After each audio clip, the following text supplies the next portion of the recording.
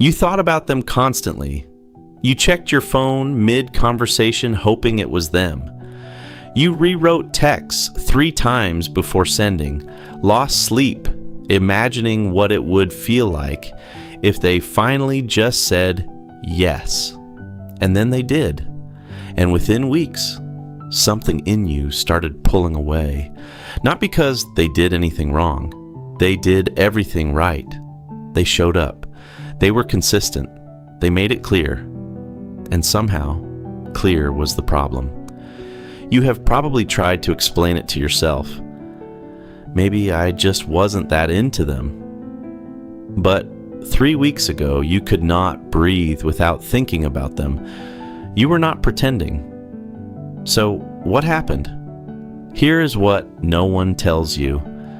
You were not attracted to them. You were attracted to the gap, the not knowing, the part where your brain was running 1,000 simulations a day trying to figure out if they liked you back. That mental chaos felt like passion, but it was not love. It was your brain refusing to let go of an unsolved problem.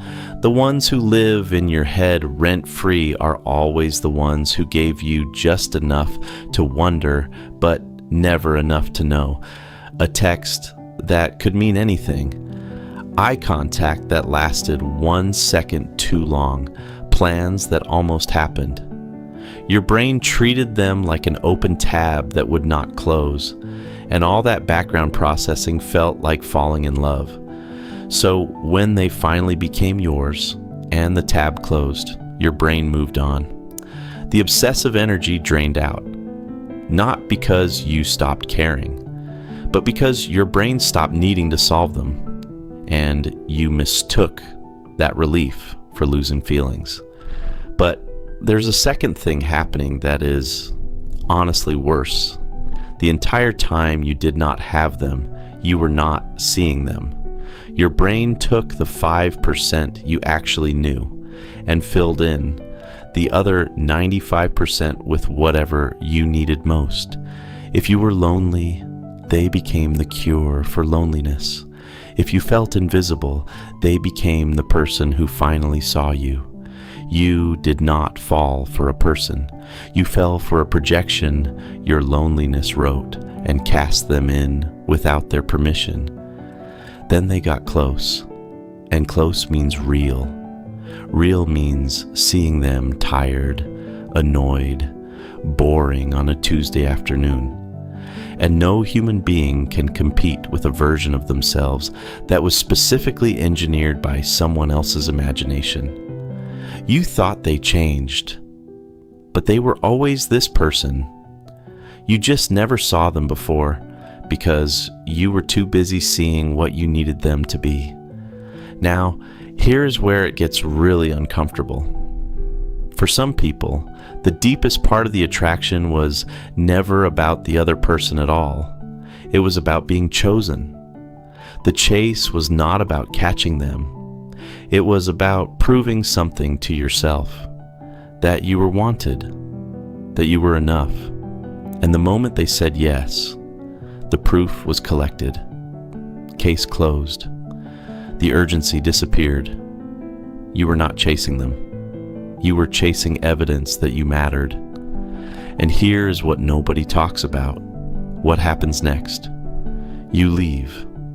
Or you pull away far enough that they leave. And a few weeks later, someone new shows up. Someone whose signals are mixed. Someone you have to figure out. And the whole thing starts again. The obsessing, the replaying, the staying up at night. And it feels so alive that you convince yourself this new person must be different. But it is not different. It is the same architecture, the same gap, the same uncertainty disguised as chemistry. The only thing that changed is the face, and the person you left is sitting somewhere right now, wondering what they did wrong. And the answer is nothing. They just committed the one sin your nervous system could not forgive. They removed the doubt. The cruel part is that you might have already met someone who was right for you, and you dismissed them, not because they were not enough, but because they were enough too quickly, because they did not make you suffer first. And somewhere in your wiring, suffering became a prerequisite for taking someone seriously. So let me say this carefully. Your nervous system was trained to associate intensity with love, and intensity comes from instability, from the threat that it might fall apart at any second. Cortisol, adrenaline, hypervigilance. All of that activation feels exactly like deep romantic connection. So when someone stable shows up, your system does not activate, and you call it no spark, but what you actually mean is no anxiety. And those have never been the same thing. I am not saying every relationship you walked away from was secretly right for you. Sometimes it fades because it was never real. Sometimes the person is genuinely wrong, but if you keep finding yourself most alive in the early stages and most empty once it becomes real, then maybe the problem is not that you cannot love. Maybe you have been measuring love by how much it costs you, and someone just offered it for free, and free felt like worthless, but pain was never proof of love. It was just the only version you were taught to recognize.